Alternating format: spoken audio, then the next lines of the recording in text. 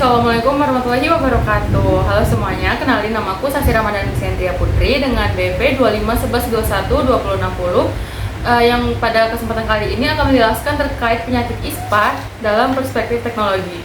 Nah, perlu kita ketahui sebelumnya bahwa penyakit ISPA atau infeksi saluran pernapasan akut adalah infeksi yang menyerang saluran pernapasan atas maupun bawah, berlangsung dalam rentang waktu 14 hari, disebabkan oleh berbagai agen infeksi seperti virus, bakteri, dan mikroorganisme lainnya.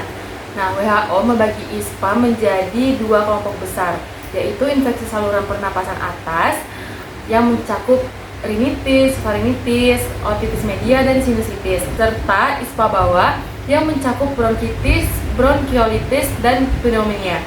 Baik, selanjutnya yaitu dari Kementerian Kesehatan yang mengklasifikasikan ISPA menjadi 3 berdasarkan tingkat keparahannya. Yang pertama yaitu ISPA ringan yang ditandai dengan batuk, pilek, atau demam tanpa disertai napas yang cepat.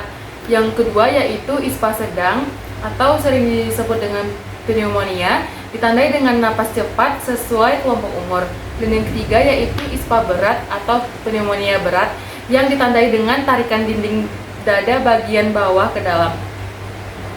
Nah, jadi menurut data epidemiologis menunjukkan bahwa ISPA ini merupakan penyebab utama morbiditas dan mortalitas pada anak balita di negara berkembang nih, termasuk Indonesia. Faktor risiko lingkungan fisik terbukti berperan penting dalam kejadian ISPA ini. Kondisi ventilasi dan pencahayaan rumah yang buruk secara signifikan berhubungan dengan kejadian ISPA pada balita. Kondisi ini menggambarkan ISPA erat kaitannya dengan determinan sosial kesehatan yang mencakup kondisi perumahan, sanitasi lingkungan, dan perilaku hidup bersih dan sehat. Nah, jadi perkembangan teknologi di bidang kesehatan membuka peluang besar dalam penanganan penyakit nih, termasuk penanganan ISPA itu sendiri. Jadi untuk menjawab tantangan tersebut, suatu penelitian menerapkan teknik data mining menggunakan algoritma K-means sebagai solusi berbasis teknologi dalam pengklasifikasian penyakit ISPA. Data yang digunakan berasal dari 250 rekam medis pasien di Puskesmas Cikarang Timur periode Januari sampai September 2019. Data tersebut melalui serangkaian tahapan pemrosesan mulai dari data cleaning, replacing missing values, transformasi data non-numerik menjadi numerik, hingga penerapan algoritma clustering atau dikelompokkan sesuai dengan tingkat keparahannya.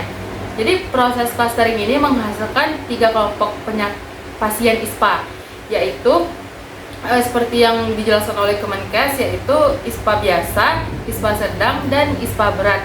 Nah, jadi penerapan data mining terbukti mampu mengklasifikasi tingkat keparahan ISPA secara sistematis dan efisien, serta berpotensi membantu tenaga kesehatan dalam pengambilan keputusan klinis yang lebih cepat dan tepat.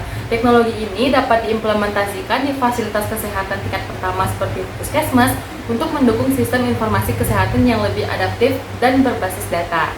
Sekian penjelasan terkait ISPA dalam perspektif teknologi. Kira-kira dari teman-teman adakah yang ingin ditanyakan terkait materi ini?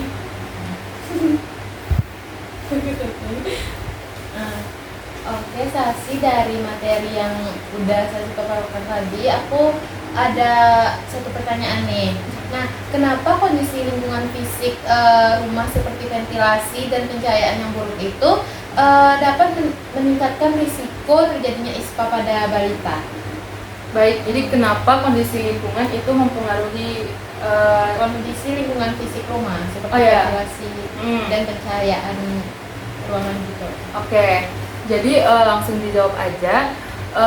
Kenapa kondisi lingkungan itu sangat berpengaruh dalam risiko penyakit ISPA? Karena ventilasi yang buruk itu tadi menyebabkan sirkulasi udara di dalam rumah itu jadi nggak lancar, sehingga bakteri, virus, atau mikroorganisme itu yang menyebabkan ISPA tadi lebih mudah untuk bertahan dan menyebar di dalam ruangan.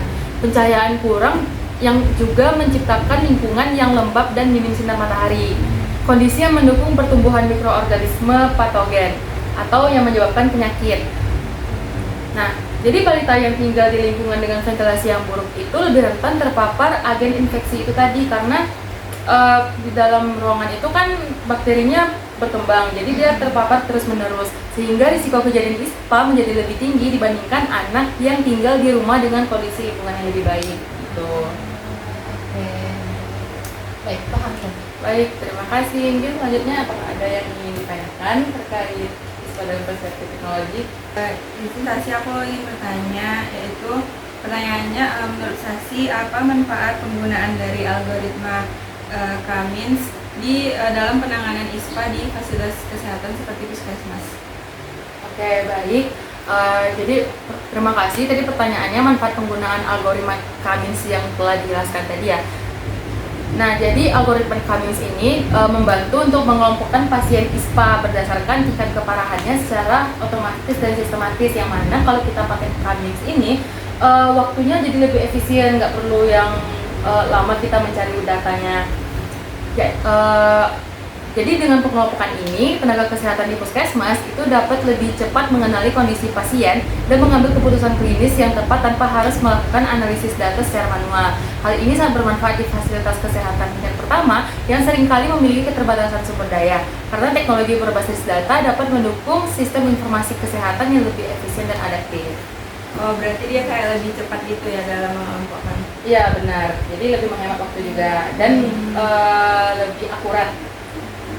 Terima kasih Sasi. Baik. Sekian dari saya. Mohon maaf apabila ada kesalahan apapun atau kekurangan. Terima kasih telah menyimak dari awal hingga akhir. Saya tutup dengan wassalamualaikum warahmatullahi wabarakatuh.